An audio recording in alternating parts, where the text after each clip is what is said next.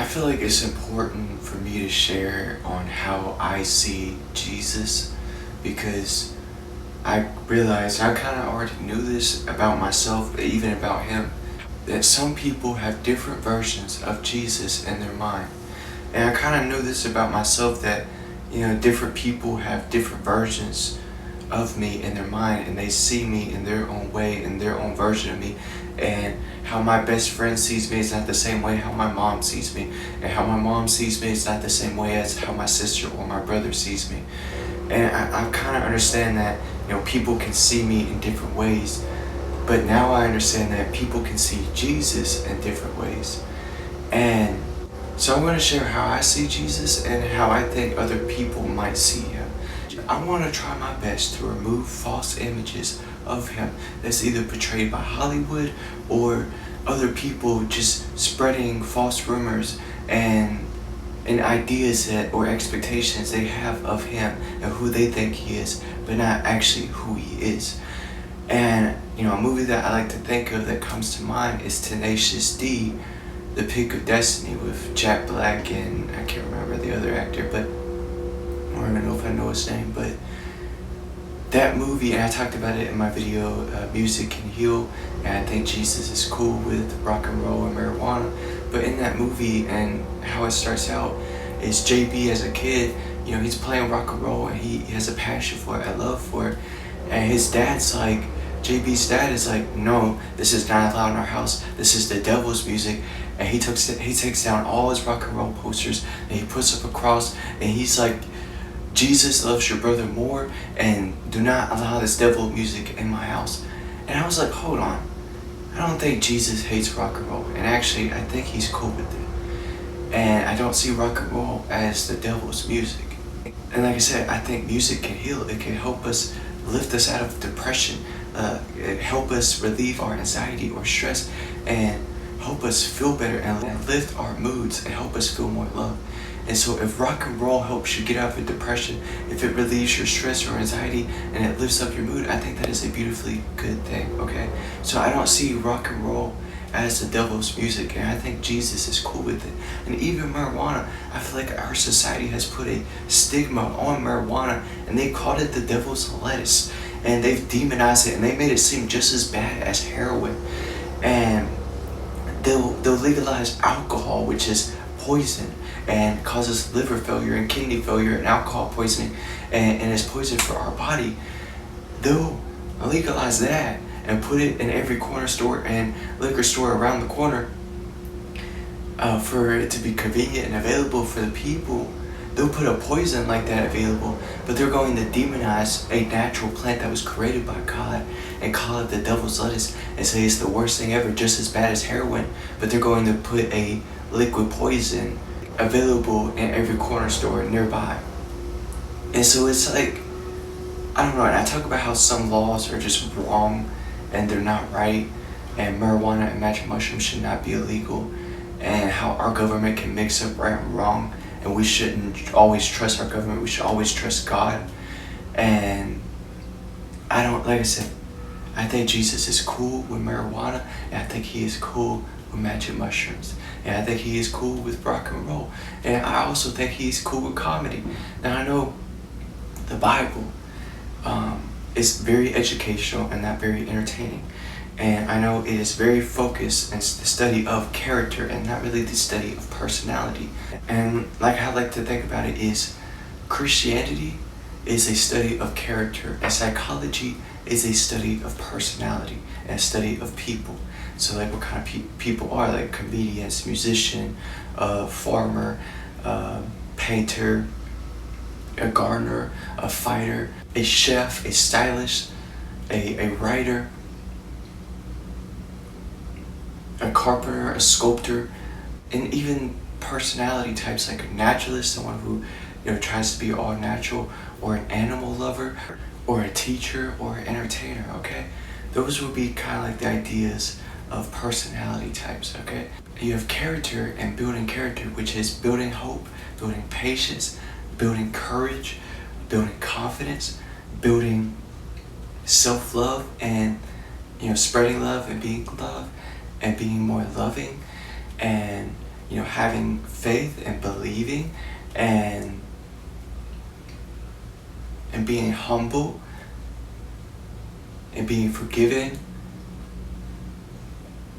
and being disciplined and being trustworthy and being honest, those will be part of character development and building character. And I see that as what mainly Christianity is about, and building character and the study of character. And I see psychology as the study of personality and building personality. So learning how to create jokes, learning how to play music, or learning how to garden, or learning how to take care of animals, or learning how to be more of a better teacher or an entertaining teacher or an entertainer who can also teach and throw in hidden lessons inside of your entertainment, okay? Or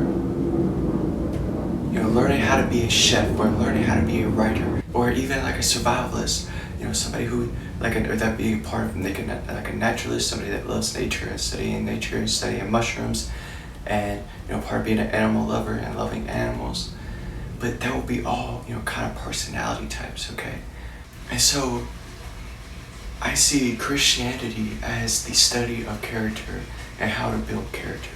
And I see psychology as the study of personality and how to build personality. How does Jesus, who has the best character out of anybody, feel about personality and comedy and music? And I already talked about, I think Jesus is cool with rock and roll, and I think he is cool with marijuana and magic mushrooms. Now, how does he feel about comedy? And I talk about, one of my favorite comedians, Taylor Tomlinson and Robin Williams. But Taylor Tomlinson actually brings psychology and Christianity together, and she does that through her comedy. And so, I talk about how laughter is a medicine. The main message of Robin Williams is Patch Adams movie, which I highly recommend watching, and watching my Taylor Tomlinson video. But Robin Williams, I think I have seen some of his stand-up comedy, but he does kind of mention Christianity here and there. But he was someone, and I see him as my favorite comedian, and Taylor Tomlinson is right beside him. So, but he is someone that I look at as a comedic genius, and he helps cheer up a lot of people's moods and put smiles on people's faces. He played Aladdin. Oh no, he played the genie in Aladdin. He played in Jumanji. He played in so many movies, in so many comedic movies that makes people laugh and feel joy and be happy, even for a moment, and forget about their problems. So, how does Jesus feel about comedy and cheering people up with jokes? I think he's cool with comedy too, and I think he likes comedy, especially when we are being comedic or trying to create jokes so we can cheer up people, or to put a smile on people's face, or just to make someone laugh and feel laughter and feel joy. I think he likes that. I think he's cool with that, okay? And I think he wants us to be more playful and to be more comedic and to crack more jokes and not be serious all the time, because I think we need a balance of seriousness and playfulness. And I think he wants us to let loose and to have fun and to crack jokes and to not be so serious all the time. And so, yeah, I think Jesus is cool with marijuana. I think he is cool with magic mushrooms. I think he is cool with rock and roll. I think he is cool with comedy. And I feel like, with all my being, that Jesus is cool with marijuana, with magic mushrooms, with rock and roll, with comedy. I think he is cool with all of these things. And I think he just wants us to be more loving and spread love. So that's how I see Jesus. But more ways how I see Jesus is, I like to think of a Minecraft server owner and admin who can fly around the world and see everyone and see everything, but he can turn himself invisible and no one can see him, but he can reveal himself to anybody, anytime he wants.